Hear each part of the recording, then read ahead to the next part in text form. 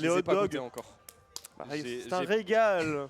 Un régal. Et on l'a la dose de sucre dans ce cupcake. T'inquiète pas. Vraiment. Et là, nous sommes prêts donc pour débuter cette cette deuxième moitié de Wave B. Nous commençons plutôt fort. Deux très bons joueurs de leur ville, Disco Dog de Alsace. Je ne sais pas quelle ville précisément. Je crois que c'est Strasbourg encore. Et Artsnif, qui est évidemment joueur parisien de Steve et qui va nous prouver aujourd'hui que le perso mérite d'être banni. Ah non, on va voir, hein, en tout cas, directement. Classique, on met un mur et on va farm, on laisse pas Disco Dog approcher. Sauf que Disco Dog, à son tour, va lui trouver quelques ouvertures, quoique pas si longtemps que ça, parce que se prendre 2 coups de minecart, ça fait mal au moral. Ah, ça fait vraiment très mal, hein. Surtout au moral, mais également au pourcentage, ça fait vraiment super mal. Et là, le bait avec les blocs était excellent, on passe à la contre-attaque. On est déjà à 100%, mine de... Qu'est-ce qui s'est passé? Ça, c'est bien joué, ça. Ah ouais. Ça, c'est bien joué, ça c'est du sub-top. Trop combo, mon pote. Trop combo up B dans le vide, ça tue. Mais après, on dit pas qu'il meurt. Exactement. Bon, écoute, c'est pas grave, on n'a pas non plus trop de retard, c'est bête de se SD à 30%, mais avec l'avance qu'on avait, c'est pas trop grave. Ici, quand même, Disco Dog va donc essayer tranquillement de gratter ses pourcentages petit à petit. Malheureusement, c'est le problème avec Steve, c'est que voilà, tu te prends toutes ces petits trucs, un petit minecart par-ci, un petit coup de hache, et là maintenant la TNT qui va déjà sortir la première stock de Disco Dog. Du coup, Artsnif, retour à Even Stock. Ouais, retour à Even Stock 40, en plus ça va monter très vite, tu vois, un combo avec du fer et 50% pour notre pauvre Pete maléfique qui est déjà en train de se faire edge trap et c'est pas bon parce que on va essayer de passer par le haut, on va mix up les mouvements, on a perdu la pioche et il y a le diamant qui est disponible, on peut le craft, quoique il a réussi ou il a raté? Non, il a raté. Et quand tu rates, il a réussi. Ah, il a réussi? Il a réussi. J'ai pas vu. Injustice. Ouais, mais je pensais que j'étais en mode mais il a disparu le diamant, ça annule le diamant mais non pas du tout, il a juste réussi et il suffirait d'un coup pour terminer Pete sur l'edge. Hein. Ouais, un coup. Ça fait peur. Oh là là, ça fait peur. Tu sais pas quoi faire dans ces situations. Alors le mieux ça a été d'attendre. C'était pas mal du tout. On a essayé de couvrir la roll côté Artsnif. Finalement du coup ça ne viendra pas. Et là on a globalement le centre du terrain depuis tout à l'heure. Qu'est-ce qui va se passer après? Je ne sais pas. Un autre backer, mais dans l'autre sens cette fois. C'est le code de la route de Steve. Oh la vache. Que se passera-t-il dans cette situation? Vraiment? Par contre c'est even, hein. C'est très even. Hein. Ouais, on est bien revenu, on a mis de bons pourcentages là, 100, 120. On space bien avec les flèches. En revanche, un backer un peu pas très bien spacé. Et du coup voilà, Footstool Enclume, qui est un confirme très efficace, bien que pas forcément évident à exécuter. Non, c'est bien joué, du coup avantage pour Artsnif maintenant. Ouais, qui va se faire prendre la stock.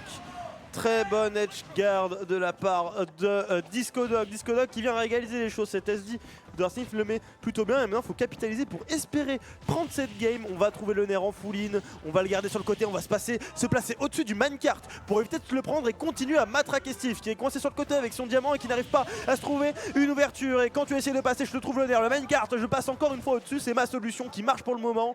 On te tourne autour et c'est par contre le tilt. Et là, par contre, ça déroule. Hein, ça déroule. Et ça peut. Oh, ça a failli partir. Un backer, je promets qu'un backer à 50% là avec le diamant c'était la fin, je le promets. Mais bon ça va, on est toujours en vie, heureusement pour Disco Dog. Artsnif en revanche est en train de repasser à l'action ici grâce à ses bons forwarders retrouvés. Ici en revanche on va se corner, attention Disco Dog qui est toujours aux aguets ici, très bon down smash pour couvrir. On se place bien autour du main card pour pouvoir punir. Et du coup ça se bat bien entre les deux, énormément de guerre de positionnement. Oh là là, qu'est-ce que c'est tendu.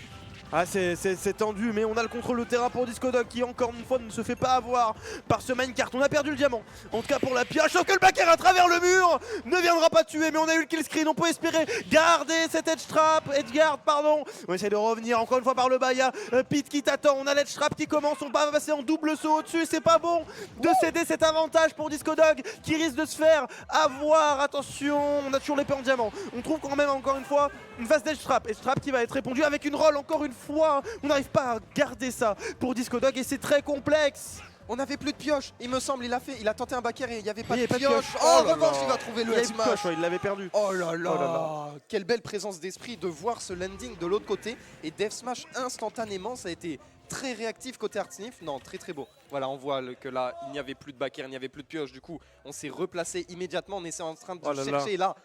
La réaction impeccable. Ouais, il s'est mis sur la burst, dans la burst range de Steve sans forcément agir, sans forcément avoir une option très défensive, juste en landing, c'était ballsy. On pouvait espérer créer une situation où alors l'adversaire allait shield ou quoi que ce soit, mais non, je viens couvrir ton landing et si t'es là, tant pis pour toi, le F-Smash te prendra la stock et te prendra la game. Mesdames et messieurs, on part sur une game en faveur de Artsnif.